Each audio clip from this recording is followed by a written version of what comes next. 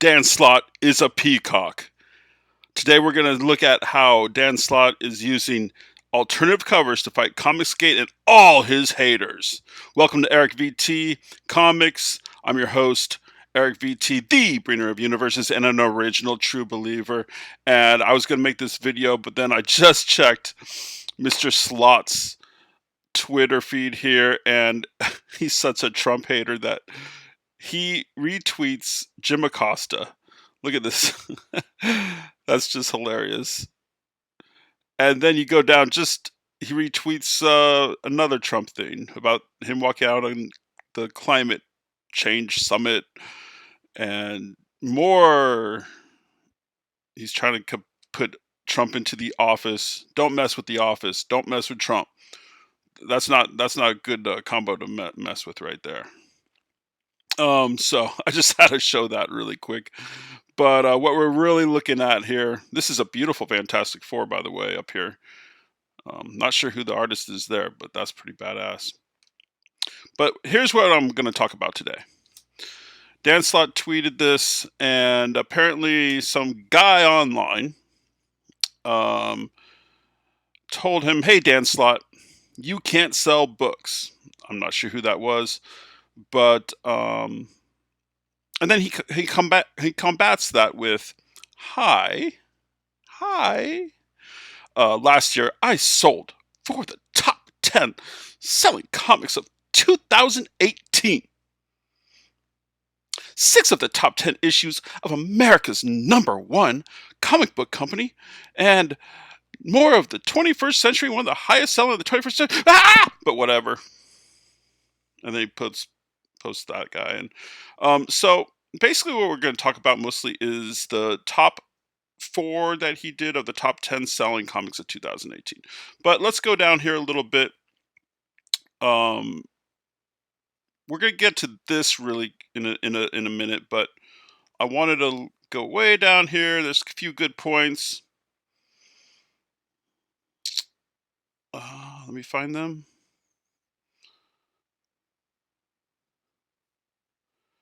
There's a lot of butt kissing on this. And yeah, they want him to bring back Frogman. Watch out, EVS.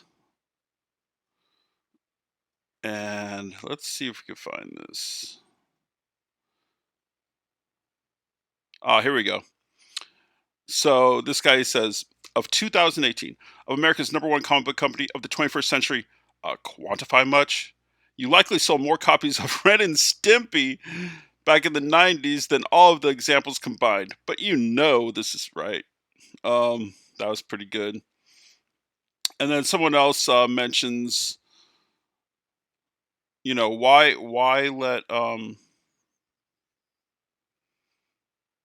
yeah, you ship said number of books.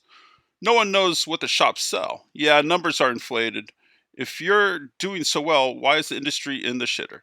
Why won't you allow return ability if y'all selling so much? And yeah, that's a good point. Let's go back up here really quick at the top. Someone asked him about creator-owned comics, and he says, "Yup." Yeah, let's see how well it does when he does it. But anyway, getting to this right now, we're going to talk about the top 4. He sold 4 of the top 10 selling comics of 2018. So let's check that out. Here we see the top 10 or top 16 selling comics of 2018. It starts with Action Comics 1000, sold over 500,000. And then ASM 800 at a cover price of $10, $9.99. So it was in the #2 slot. Dan Slott also had the Fantastic Four #1. I don't think he did this Amazing Spider-Man one. I don't think that was him. I think, yeah, he did ASM 798 and 799. Okay, so those are his top 4. Now, let's talk about what these consisted of. The #2 book, ASM 800. Let's look at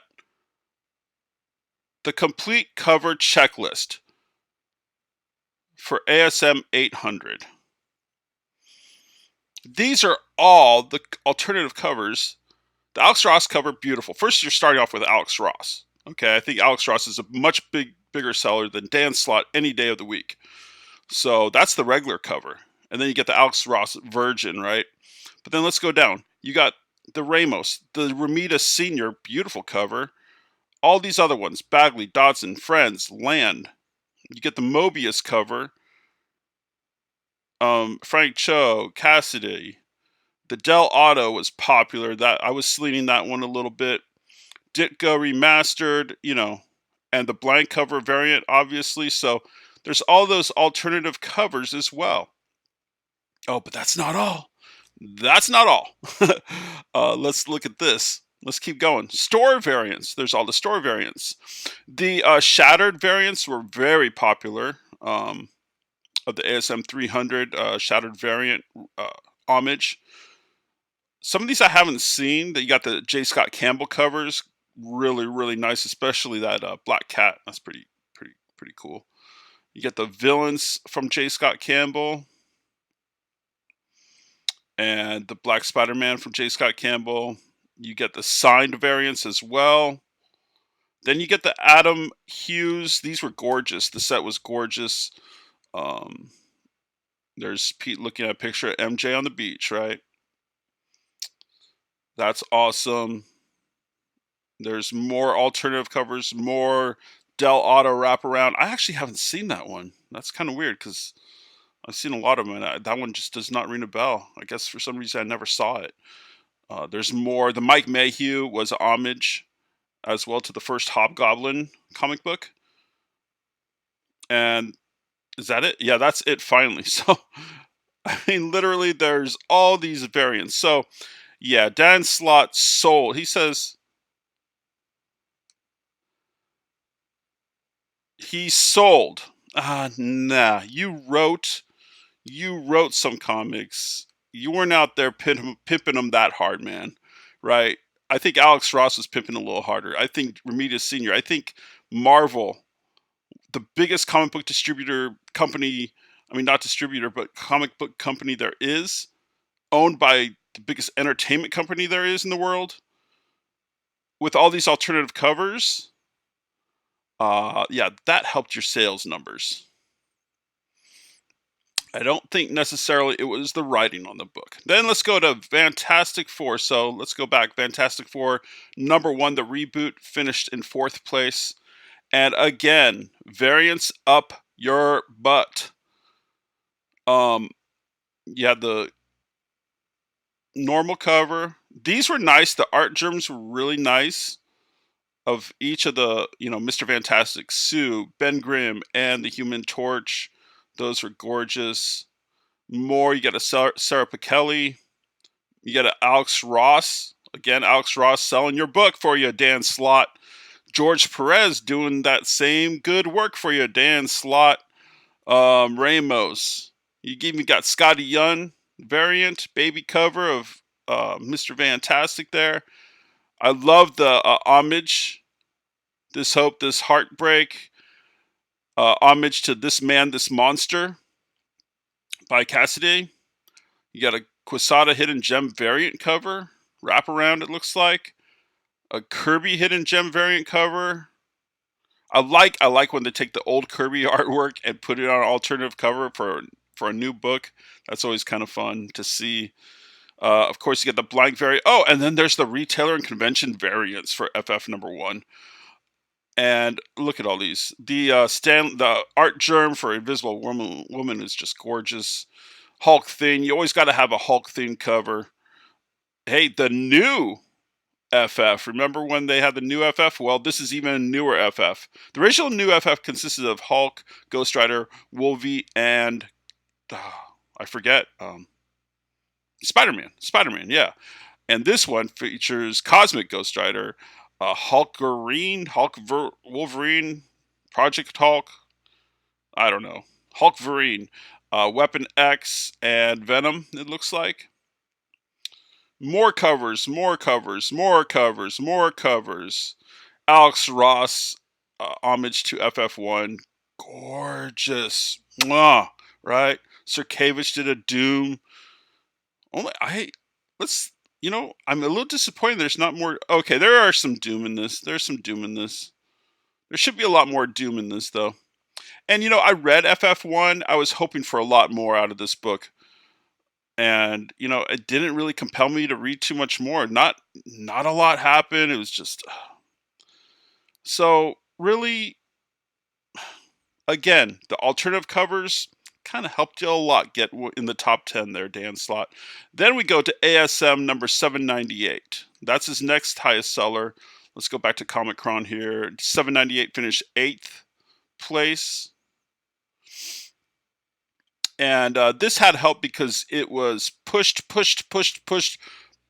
on retailers and collectors and investors to be the official, I believe, first appearance of Red Goblin. Okay. And so they pushed this to the point where, let's over here on the left, you can see all the other covers. Again, alternate covers like crazy. Not as much as the other ones, but still plenty of them.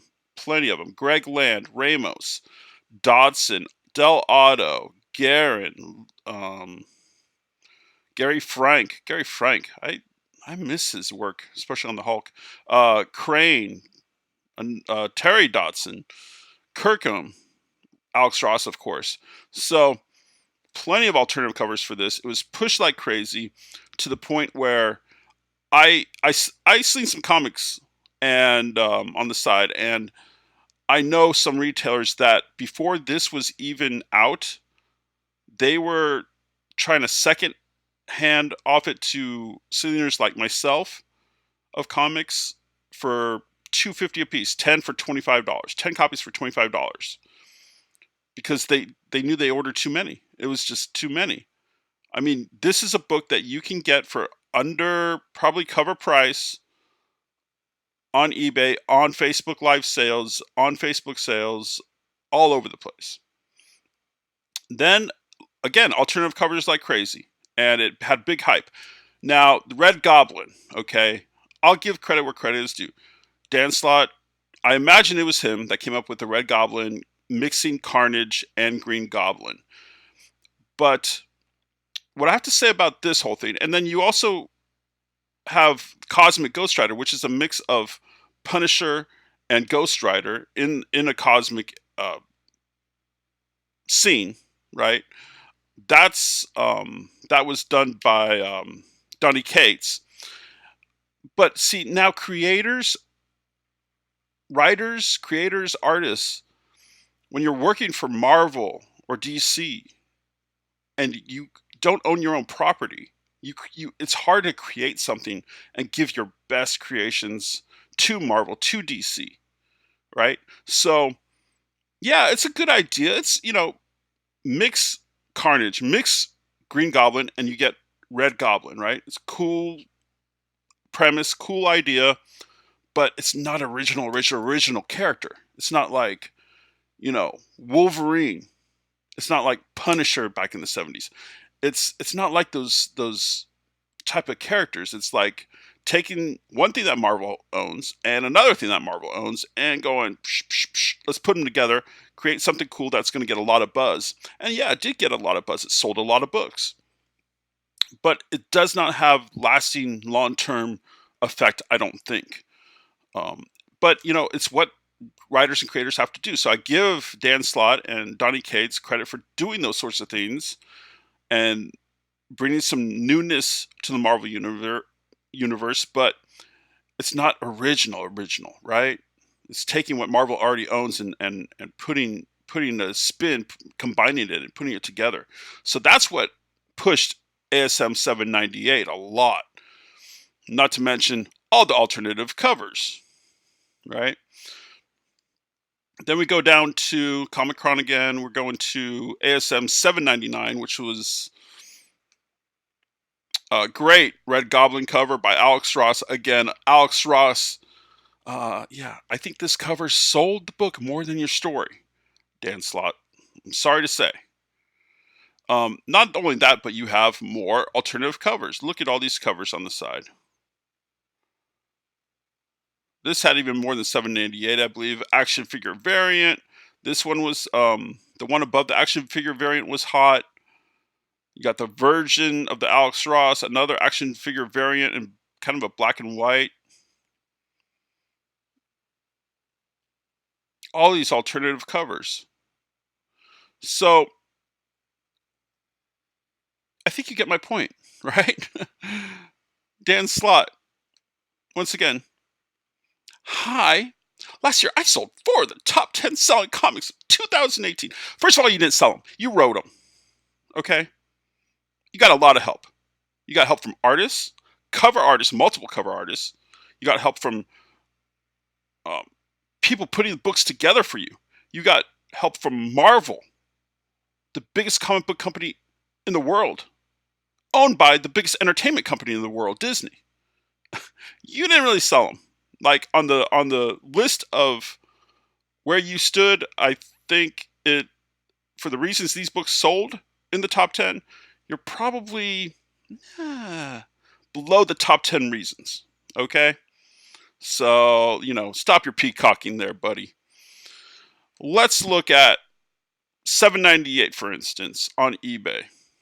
You can pick up the Venom variant here for $1 plus shipping, but you order multiple books, the shipping's basically can come down to being less than $1 for one book. The set going for $10. The Alex Ross $7.98 and $7.99. So these books are not having lasting effect. This Young Guns variant for $2. This was supposed to be hot. These books do not have the lasting effect. And why? Because so many were printed, Dan, and retailers are stuck with a lot of these top 10 books. No, not all the top 10 books, but the top 4 that you wrote. Okay, buddy? So anyway, that's kind of my take on this tweet by Dan Slott, and I just had to say something about this one. I know there was another one that he wrote previous to this that was pretty controversial, but this one kind of hit me even more than the other one. The other one was about how basically Comicsgate and those sorts of crowdfundings are ruining comic book shops. Well, this also is ruining comic book shops because you're getting comic book shops having to sell these books at conventions for like $1. Okay. So anyway, please like, share, and subscribe. Thank you very much for trying to get this channel started for you on YouTube. I am Eric VT, the bringer of universes and an original true believer. Once again, please like, share, and subscribe, and I'll catch you next time. Thanks. Bye.